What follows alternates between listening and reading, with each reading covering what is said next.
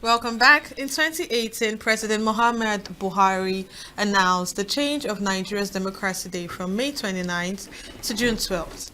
This decision was to honor the historical significance of the 1993 election and to acknowledge Chief Moshood Abiola's role in the country's pro-democracy struggle.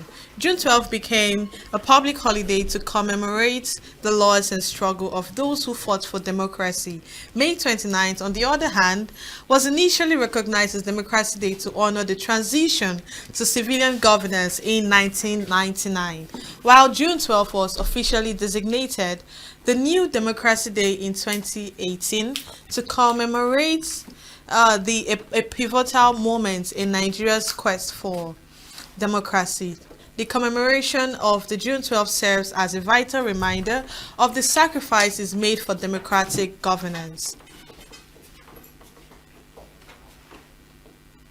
In Nigeria, the ongoing commitment needed to strengthen and preserve democratic ideals. The question in every Nigerian mouth remains, despite the sacrifices made to restore democracy, what has democracy done differently to better the lots of Nigerians, especially the youth, whether it is celebrated on May 29th or June 12th? And to have the conversation on June 12th / May 29th, and Nigeria democracy. Our guest in the studio is Chief Vincent Obetta, who is sir. Good evening and welcome to the program. Thank you. Okay, so let's dive right in. June 12th, 1993 was the date of Nigeria's most credible and fair election as known so far. And also, May 29th was the day that we transitioned into the civilian government. With these two things side by side, what would you say about today being June 12th, and has democracy really prevailed in Nigeria as being fought for back in the days? Thank you. Thank you so much. And it's my pleasure to be here. Today is an epoch day in the annals of Nigerian history. And all across the country, people are celebrating June 12th. June 12, 1993 was the day what has been agreed widely to be the freest and fairest election that has taken place in Nigeria. In that election, Moshood Abiola cleared off 18 out of 20 states, leaving the rest to Chief Alhaji Tofa. And Abiola went into the far north, cleared the vote there, came down to the middle belt, same way, down to the southeast, south, and the west. And unfortunately, because the hands that is holding Nigeria down didn't want it to hold, that election was annulled. And there were a lot of bickerings, horse trading and political gimmicks that came into play. I can recall vividly well as a student how the courts were used as an instrument of truncating that election. Several injunctions, counter injunctions, and the popular Ikpeme's ruling that broke the camel's back. And while the courts were going on with the legal abracadabra, there were political horse trading also going on at the background. And that was when the then acclaimed president or transformed president of Nigeria, that is Ibrahim Babangida, who transmutated from the military junta to a president called Humphrey Musu, who was the NEC chairman, and told him that they should. With the cabals, they told him, go and don't announce that result. And the heroic Professor Musu, in his own moral standing and professionalism, he didn't see any reasons why that result should not be declared. And then he went ahead to declare the results. Even though when he declared the results, the court had already put a lot of legal hurdles to that result. And based on what the court said, the result didn't see the light of the day. There were a lot of activism that took place, especially in Lagos, where, among other prominent men like Chukwuemeka Ezife, Bola Tinubu, Akin Rinade, Taisho Larin, there were a lot of men who went into the field to say that this is injustice. And at the end of the day, the junta clamped down on them. Many of them ran away. Wole Soyinka had to go through some of the shortcuts from one of our close borders to travel out of this country. And so many of them lost their livelihoods as a result of June 12. So that in the long run, that election was annulled by the junta. And what followed was that there were a lot of international outcry over the act that has been perpetrated. And on June 11, 1994, Moshood Abiola declared himself the president of the Federal Republic of Nigeria. You know, based on the advice he got from people around him, he declared himself the president of the Federal Republic of Nigeria. That is eve to 1 year after the annulment. And before then, so many other things had happened. Babangida had stepped aside because Nigeria was almost breaking apart. Babangida stepped aside and put Ernest Shonekan, Chief Shonekan, as interim national government head. And Shonekan we never knew that it was actually a gimmick. Shonekan was holding a baton for Sani Abacha. So, and then suddenly, the activist society, the civil society, legal professionals, all the society and democratic elements we had in Nigeria didn't recognize Shonekan. And then somewhere along the line, Abacha came in. It was when Abacha came in that Abiola declared that he is the president, and he was arrested, incarcerated. He remained in prison until a few weeks or months before he was released and suddenly died. Death, which most people suspected was not a natural death, but we leave it to God. There's no DNA, nobody's talking about that. But in the regime of President Muhammad Buhari, I want to say that he did something that was unexpected, because the way we play the politics in Nigeria, it is ethnic centric. We didn't know that it would be a northerner that will come and recognize Abiola as the president, because then we had already had Abiola, and there were a lot of agitations that we had already had the Chief Obasanjo.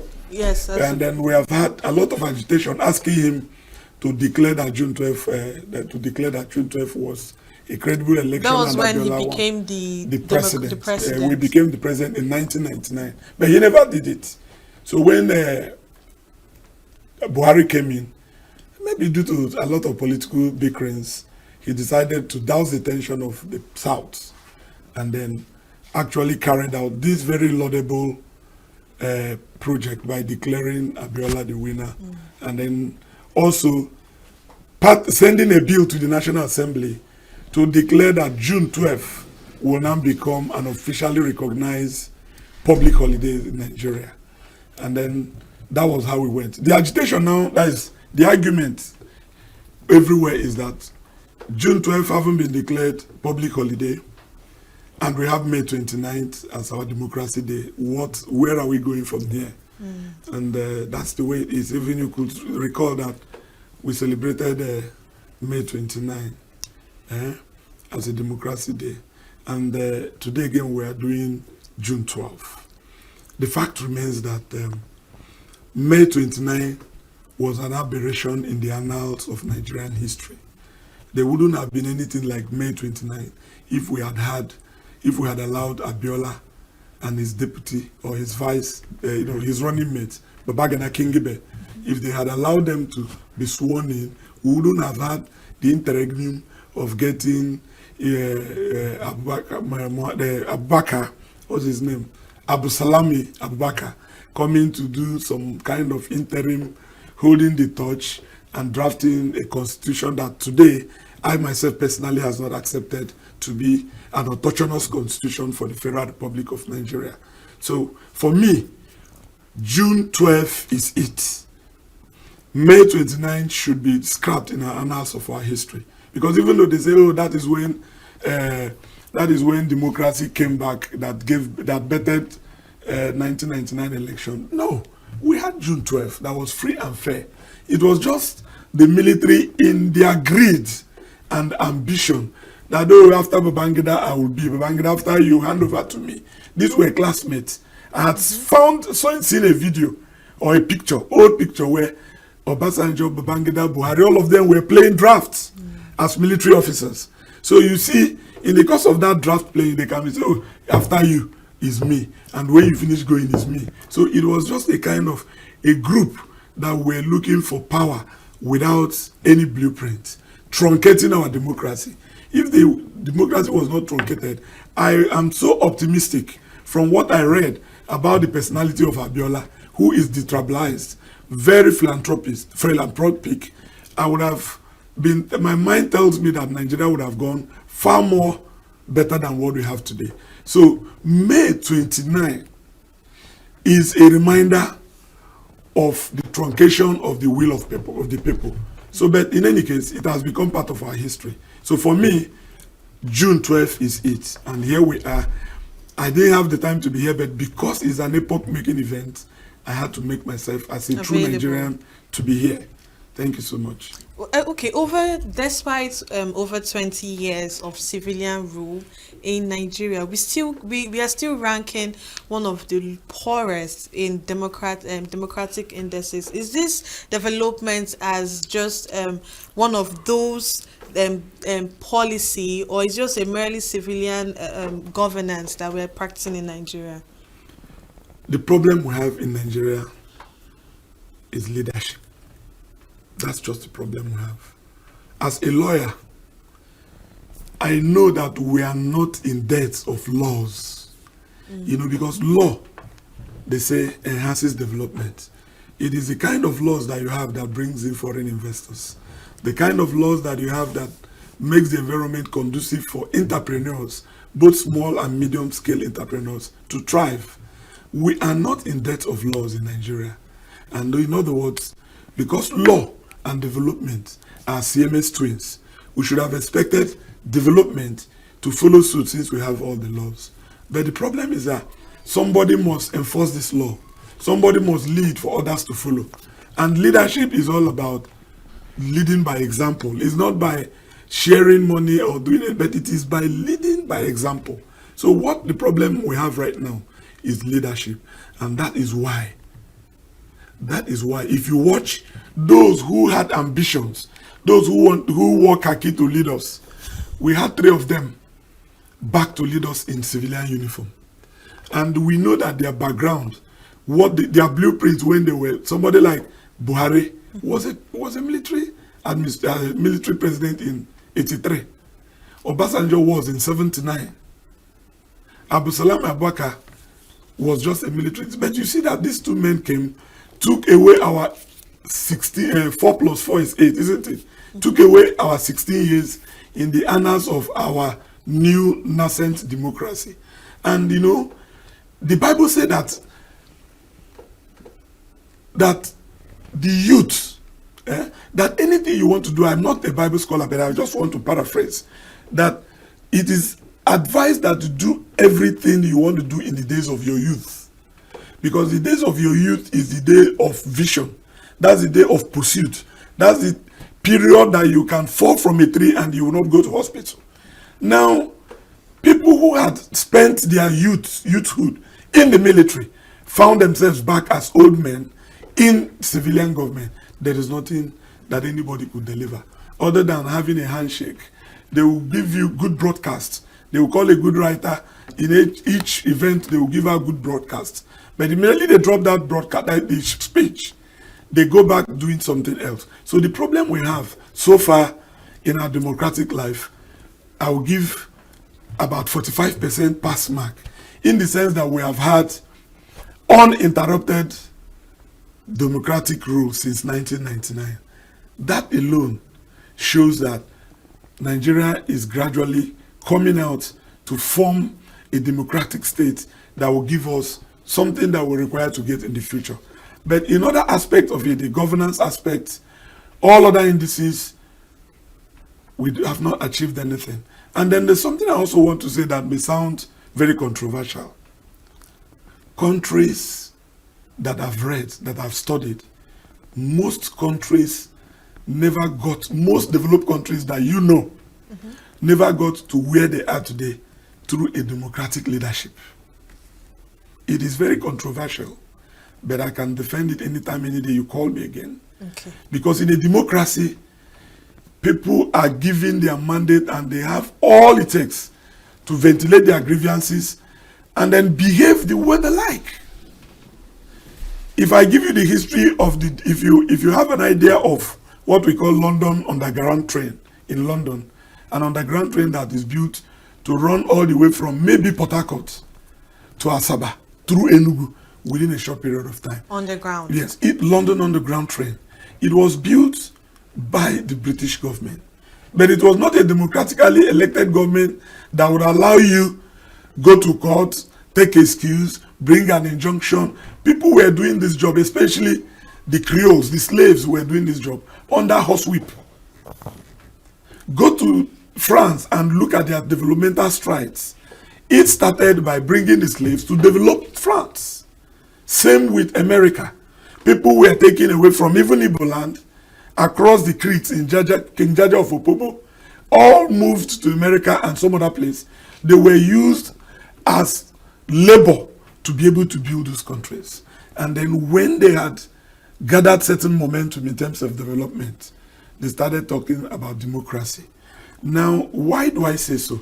We cannot achieve an ideal democracy like the people we mimic, especially America, whom we mimic their federal system of government. We cannot achieve that strides under this lax environment where somebody who is indicted of corruption goes into court to get an injunction to stop the court from probing that corrupt practice. That's democracy. That's rule of law. In China, they run their own kind of democracy.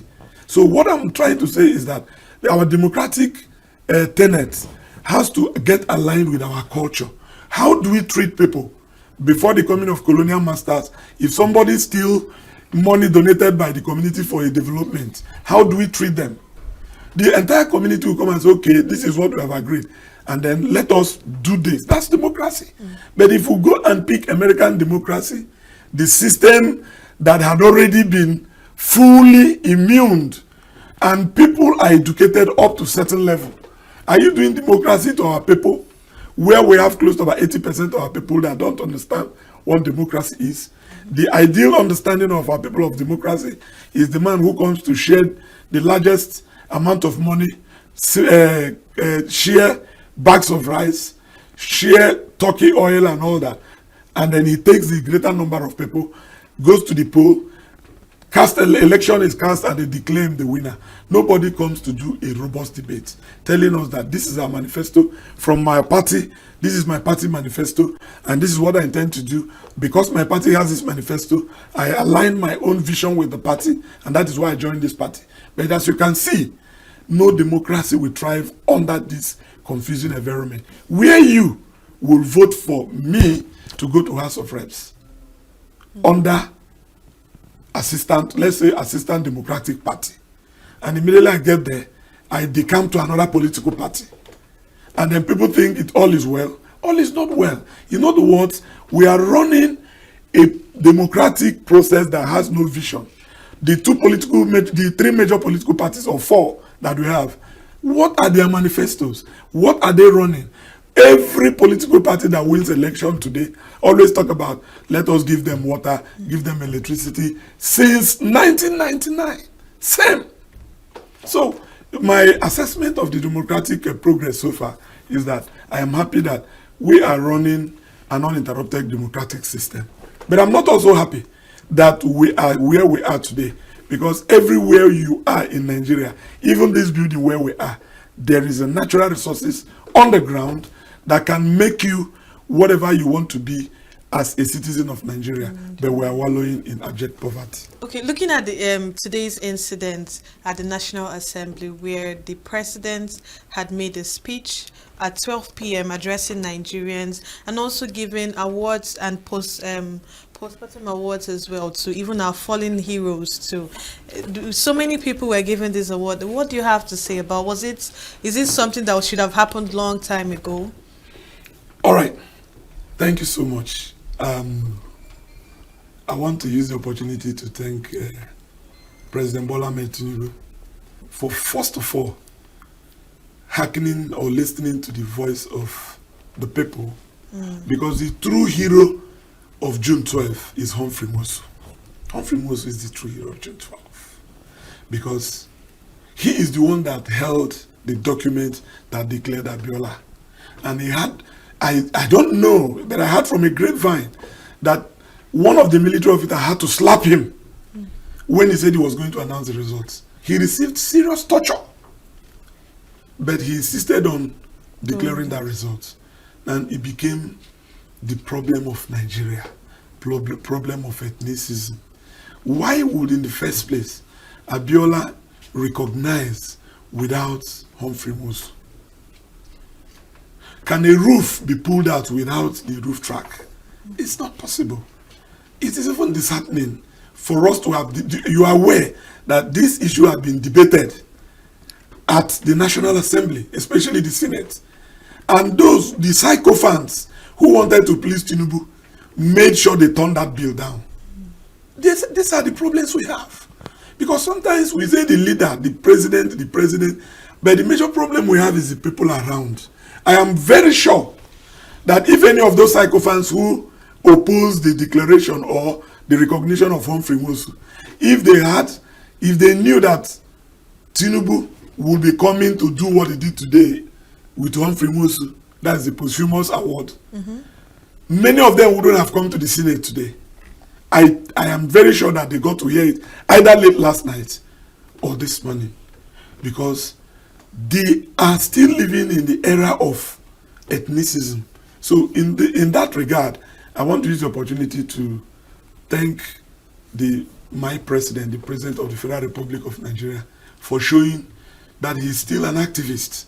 When I was in the university, I look up to Tinubu as one of my Tinubu, Oluonagorua. Okay, first in line was Gani Fahimi, who also mentored me as a lawyer before he died, and followed by Oluonagorua, then Tinubu, Tai Solarin. These were the people that molded me as a person. And I know that Tinubu, in his heart, has the interest of Nigeria because he has put his life on the stage or in line. But the problem we have is the people around you. You know how much you're receiving in this job you're doing, but you know the kind of pressure that comes to you. That's the way it is. But the challenge here is that even those who are already made are clustering around the corridor of power, confusing the president. So by his act today, by recognizing and giving posthumous award to Professor Humphrey Mosu of the blessed memory, shows that we who looked up to him when in our school days still believe that he has that independent mind I had that time. But we pray that at this point, 2 years out down the line, 2 years of suffering in this country, he should be able to take up the mantle and begin to show us that he's connected with us, not passing that information through sycophants that are scattered all over the place. So I thank him so much. Okay, on other awards, the award, to be very honest with you, has been watered down.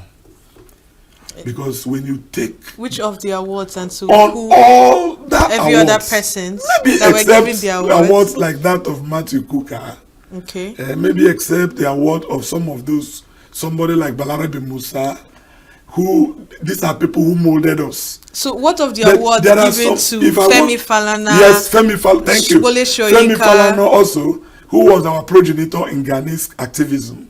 Tai Solarin. But man, if I had the list, I would have just picked those ones I know that have been watered down. And I want to actually advise Mr. President, let us not churn out awards for the sake of churning out awards. We could just give one award, one person award, depending on, so that people will work hard to attain what it is. Awards should not be given to people just because you got a political appointment.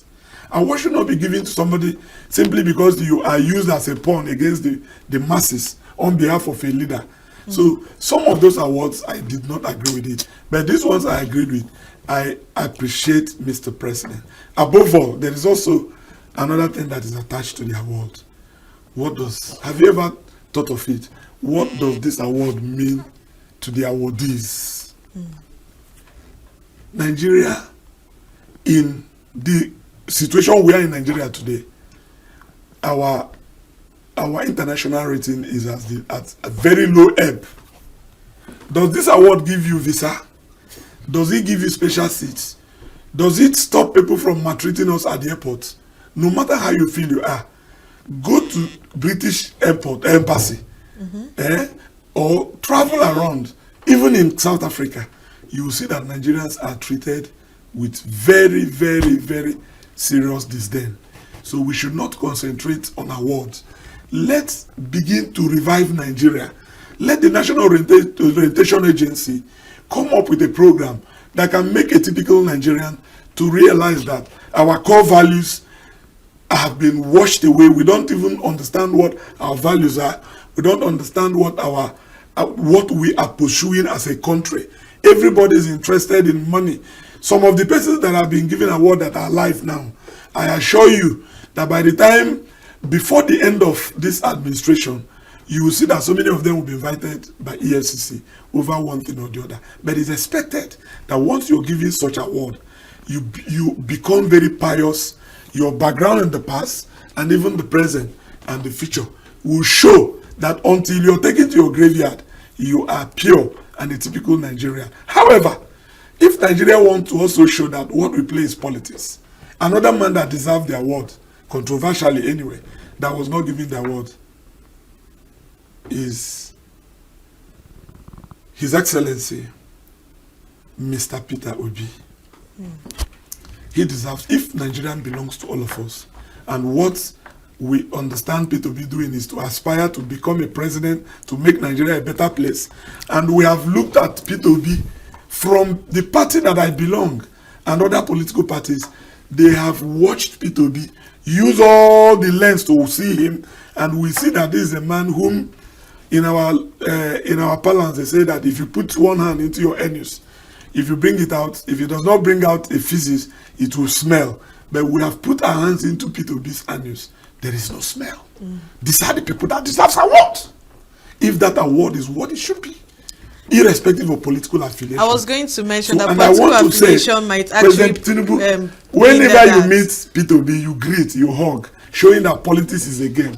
Please, in your next arrangement, tell your people to arrange for an award for a man who has become the face of Nigeria, an impeccable man, who only is answerable to God in whatever he does in closets. Thank you. Okay. Should June 12 be made law as, it should be passed as a bill and made law as Nigeria's Democracy Day? June 12th? Yes. It's already there.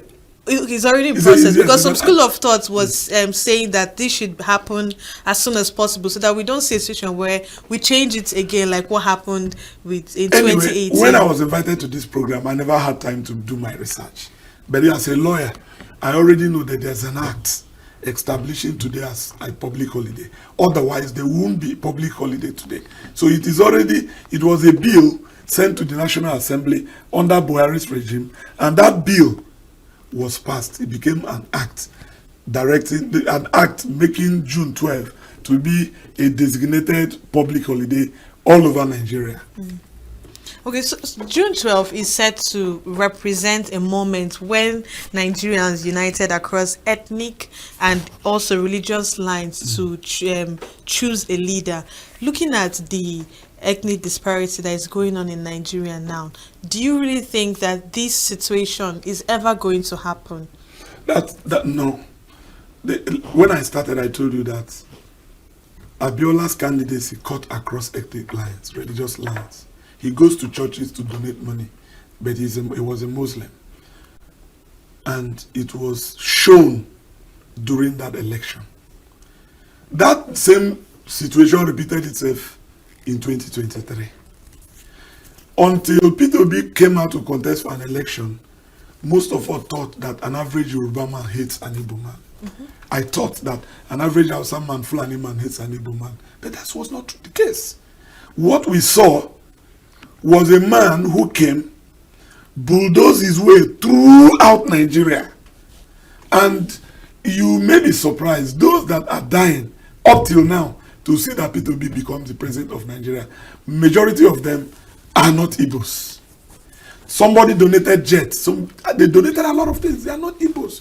So it is just a handful clique of political class that are hitting the heads, knocking the heads of the other Nigerians to believe that a typical Hausa man hates an Igbo man. So what happened under Abiola, where the whole Nigerians broke away from the traditional ethnic lines and voted for him, also repeated in 2023. So Nigerian, they know what they want. Most times they will tell you what they want, but it will change somewhere along the line. So it has happened again in 2023 that somebody who is from the southeast, whom we thought will never be liked, went to Abuja and won election, went to Lagos and won election. And results were being brought out from Jos, Plateau State, very heavy results everywhere. Even where they won him, it was with a slight margin. I'm not talking as a politician, I'm not talking as a party member now. I'm giving you instances where I want to enjoin Nigerians to continue to look out for their friends, people you relate to it, so that when the person comes out to do something, you will be able to vouch. I never knew that we had this kind of division in Nigeria until I finished my A-level. Because where I was doing my A-level in the north, it was the Fulani guys that I lived with in their house. I lived with Fulani people in their house. And when it was time for me to move to the hostel, I still go there during weekend to eat. I drank nono. In fact, I can speak Fulani to you to some extent because I lived there. And I never knew that there was division. Apart from the Fulani guys, the same place where I did my A-level, a Yoruba guy, because the person that was training me didn't have the means order, a Yoruba guy also made sure that anything that would drag me back in my education, he does it. His name is Shola. And I've been looking for Shola since I became a man. I don't know where he is. So, but God will deliver Shola to me. So I didn't know that Nigeria was divided until I finished my A-level shortly after secondary school. That's when I started to hear quota system. Because I grew up in the north. I hear that, oh, you cannot go here because you're this. This one got 300 and he will not go. But the guys that scored 150 in jump will go. That was when it dawned on me. So that's why I talk about National Orientation Agency. Can we go and start arresting? Because those guys you see in the university, they've not come to terms with this ethnicity. But immediately they graduate and begin to seek for job and begin to ask for placement for youth service and begin to look for job. That is when it start dawning on them that their parents have to bring money to push them. Why the other person is... You may spend 2 years at home while the other guy in the north is already in second year in the university. So the National Orientation Agency should come and nip this thing in the bud. Go back to the schools and give us a curriculum that will make us to appreciate ourselves. And I plead with our leaders now, enough of this ethnic issue. Enough of it. Enough of it. I drank a Fulani Nunu for up to 2 years as a student. And I ate the Yoruba money that supported my education. Why would people come and begin to divide us across lines? Even during the Biafra, all the properties that Igbo men left in this West, when they came back, it was given back to them. It was given. Unless Ekweme he was an architect. He left properties in Lagos with his friend Oba Otudeko and left. When he came back, Oba Otudeko gave him the rent of what he collected from that property. So please, I'm pleading. It is only when we disemphasize. In fact, let us go to our books and don't say which state are you from, what tribe are you in. Let us make it liberal, conventional. A Nigerian should be a Nigerian. And that is the only way we can get the best out of us. Thank you so much. Looking at what June 12 represents, the fairness, the popular mandate, the transparency, and so many things that June 12 represents, reconciling it with our Nigeria today, are we ever going to get to that point with the politics dominated by godfatherism now? Yeah, we have come to a point in our life where godfatherism is a menace. And we cannot take it off anytime soon. in our polity. But the only thing I want to advise, the reason is that electioneering process is a big project. You may attend so much money, but by the time you attend such amount of money, you may no longer be strong enough to contest for an election. You may get money as a millionaire without knowing what to do as a leader. And when a young man comes around, you can produce him. Godfatherism is not peculiar to Nigeria. David Cameron, who retired as the Prime Minister of Britain, was one of the portfolio career of John Major. He worked with John Major, who was the original, he was the Prime Minister then. David Cameron served him. And after the services, he came and became what? He came and became a Prime Minister as well. So when we call it Godfatherism, it's because we are trying to abuse the context. But let it be political mentoring. Let it be mentoring. You can follow somebody, learn what it is, and then he gives you money. And because of what the man believes, both of you can agree and deliver. But when it is Godfatherism, where you chase a man, give me money, let me contest, tell me how much I'll pay you when I'm there, I condemn it. And it is still soon going to be off board, because P2B, as you see, has no godfather. The godfather that P2B has are the youths that are tweeting all over the place, following him in what he's doing. So, but let me tell you, nothing is permanent on earth. Even Nigeria's situation will be over. The only thing is that we pray that we see a better Nigeria before we leave. Because if we continue like this, I wonder what our children will be by the time they grow up. So Godfatherism is condemned totally. Let us begin to evolve organically. People who wants to be members of parliament should begin now to read the bibliography of all other persons, both members of parliament in the UK, in Nigeria, and everywhere. Then you learn it. When you go, it will be easier. Not the charade we have today, and we call it National Assembly. Because what we have now is a charade. Is Nigeria moving towards a democracy progress or a democracy decline? Looking at the problems that we are facing now, the unemployment, the insecurity problems, the youths as well that are really helpless, people are hungry, things are just going bad every single day. Is this going to be like a democratic decline in the Nigerian system? But let me also tell you, democracy is not synonymous with progress. So let people not. Is it not made for stability at least? I'm going to give you instances where states that are not democratic have done so well. And I'm taking you through Singapore under the regime of Lee Kuan Yew. Go watch the video. I have a book on Lee Kuan Yew where he says from third world to first world. So, and then if you look at the activities before he left the stage, Lee Kuan Yew used all method of autocratic government to be able, because you tell somebody to do something, he said that, oh, I'll go to court, I have my right, and you get injunction, and that thing remains that way, and it continues to be like that. And human beings will want to frog. So Lee Kuan Yew made Singapore to move from third world country to first. So don't ever think that once it's a democratic setting, that you get all you want. Ghana is democratic, isn't it? We are practicing democracy in Ghana, South Africa, Senegal. Recently, you saw what happened in Kenya, where courageous youths wanted to change the government. But because the Bretton Woods were still at the grip of Kenya, when I talk about the Bretton Woods, I'm talking about IMF and World Bank, and even Chinese with their Greek gift. This is the way they are holding Kenya on the stronghold. They were not able to, because all the youth did was enough to change the government.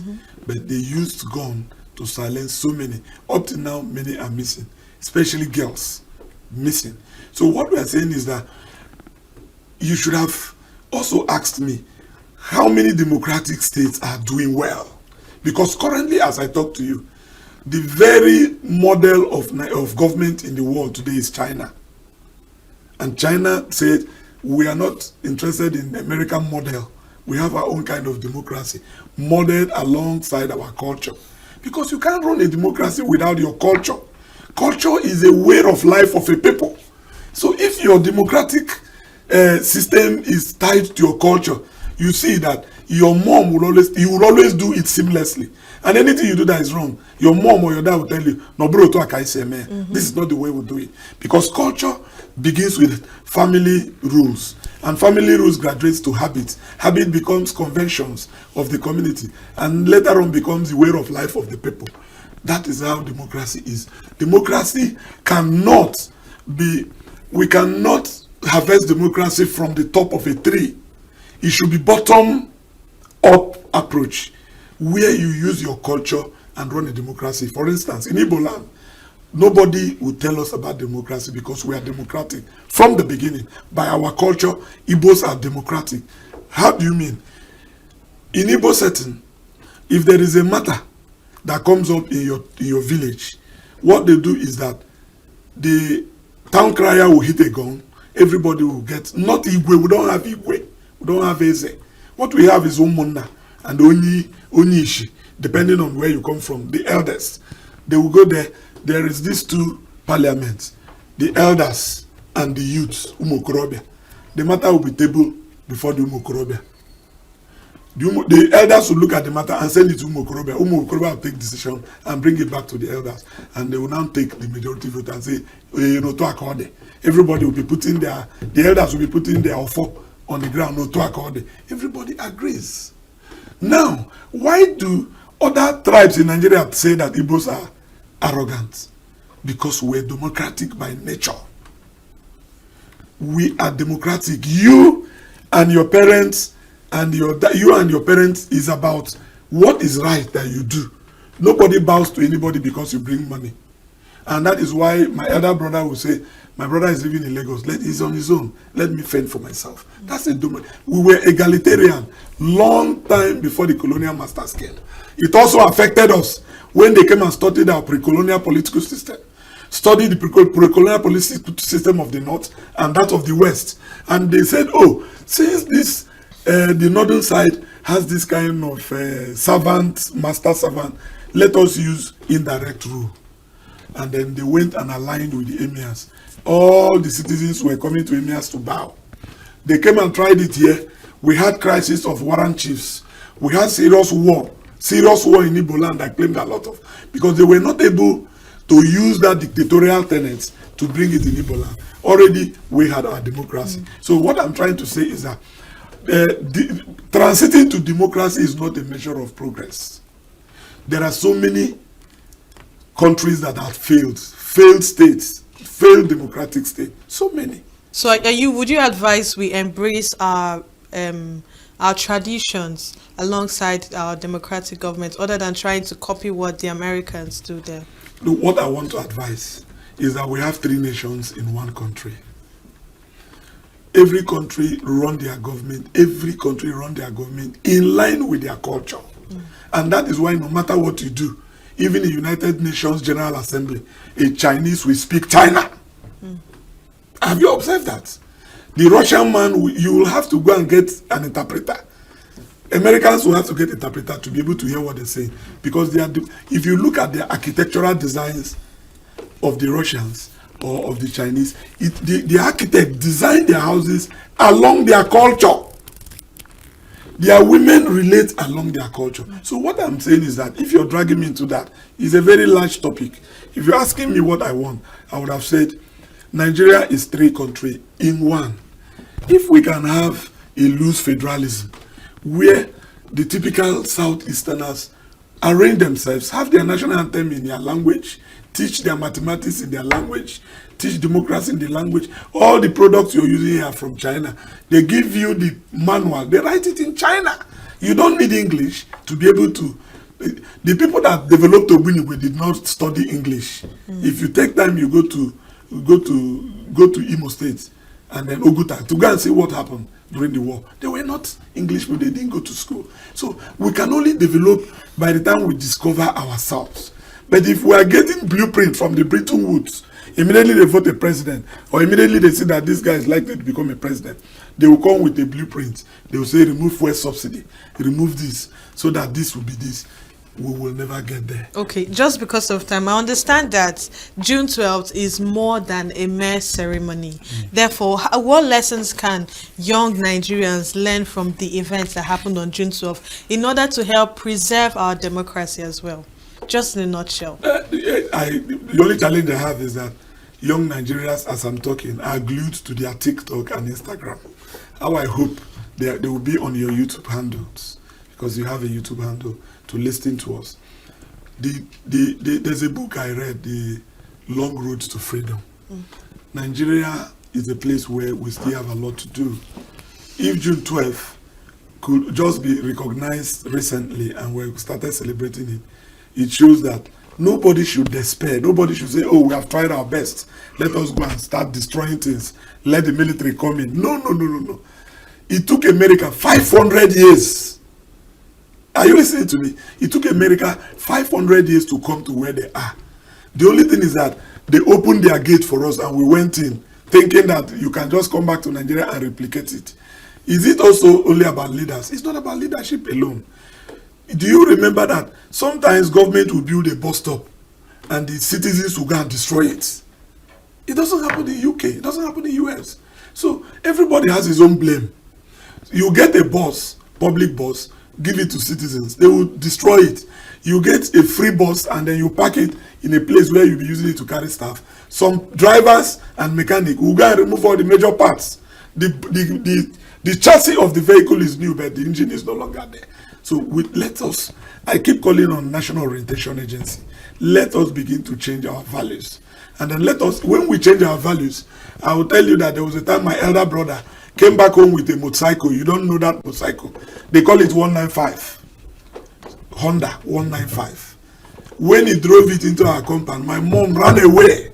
Ran back to her parents' place, far away. That he doesn't know who came with the motorcycle, but he saw that it is her first son. That people should go and ask him how he got the money to buy that. Otherwise, she will not come back. That was the value of our people then. Not when somebody is in the SS1 trying to go to SS2. He will go and press something, make money and come home and you receive him.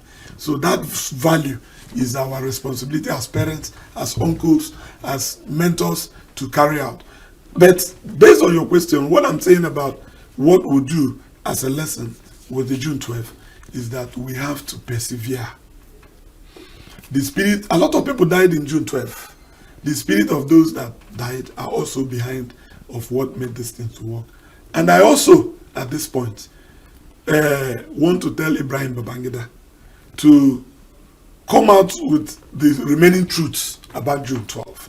Because I know that I read from Grapevine, unfounded, that Abiola's money was also frozen in the account. Over 3 billion, I don't know how much. I also know that so many persons' property were destroyed. Just like I am asking that June 12th has become what it is today, there should be reparations to all those who suffered losses in the course of this journey. Thank God, one of the men who were in the field during June 12th is the president of Nigeria today. He knows the story more than me. Thank you very much. Thank you so much, Chief Vincent Obetta, for your input on this conversation. Signature TV. News in your pocket.